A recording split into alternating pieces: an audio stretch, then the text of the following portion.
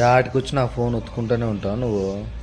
ఏమి బ్యాగ్ అన్ని సర్ది పెట్టినా ఇంకా రెడీగా ఉన్నాం కదా పోవాలంటే వెళ్ళిపోవడమే. అవునులే కానీ ఎందుకు ఆడ అన్ని బ్యాగులు, మా 3 బ్యాగులలో 2 బ్యాగులు కుక్కి పెట్టి ఒక బ్యాగ్ ఖాళీ చేసి పెట్టినావు. అదే ఏం లేదండి, ఈడ మంచి ఉంటుంది కదా మనాలిలో.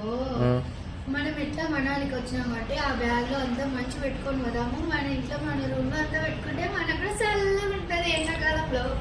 పిక్చర్ల గురించి వెంటనే కానీ లైవ్ లో ఇదే చూడటం. ఏ టింగర్ దానా మంచు కరక్కోకుండా ఉంటుందా? అయ్యి మనం నిన్నంతా మంచులో తిరిగినాం కదా, మంచు ఎక్కడ జరిగింది అట్లనే ఉంది కదండి. ఏ టింగర్ దానా ఇక్కడ ఉండే వాతావరణం బట్టి ఆ మంచు ఉంటుంది. ఎక్కువ ఎండ వస్తే అది కూడా కరిగిపోతుంది. ఊరికి ఎట్లా తీసిపోదాం అనుకున్నావే? కరిగిపోతుందా?